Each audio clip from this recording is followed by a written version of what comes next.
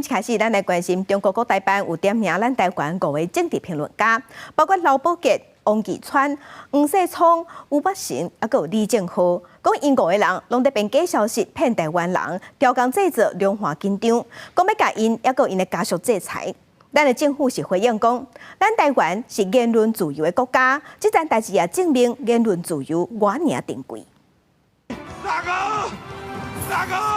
抢救王岐川大兵伫2024大选抢起来，和政治评论员李正浩等发起人红起来。李正浩甲民进党政协会执行长王岐川等人最近伫政论节目评论中国时事，夹着中国敏感神经。中国国台办15头一摆点名台湾5位名嘴，黄世聪、吴北辰、刘宝杰、李正浩、王岐川言论造谣，使人两化对立，要对这5个人甲家属实施顶多法律措施。黄世聪、李正浩、王岐川、俞北辰、刘宝杰等极少数台湾所谓名嘴，他们的错误言论蒙蔽部分岛内民众，挑动两岸敌意对立。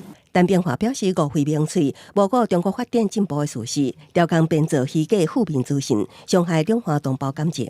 相关制裁措施可能像禁止入境中国港澳。对此，李正浩伫面册回应520进前得到公营制裁。王岐川反馈国台办只是破坏两岸关系原乡，应该反省检讨。这个是沉重的负担，因为已经没有回头路了。只要不是凭空捏造，我觉得这都是言论自由的一个范围之内啊。因为我在中国没有任何资产，所以我一点也不担心。我做的反共爱台湾是对的，所以你这么迟才对我发出迟来的正义，不过总比不来好。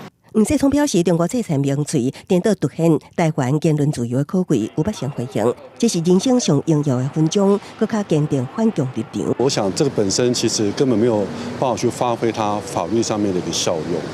那你这样子的一个宣示，惩治这5个人，那很明显的，你也只是让台湾老百姓感觉你在干预台湾的言论自由。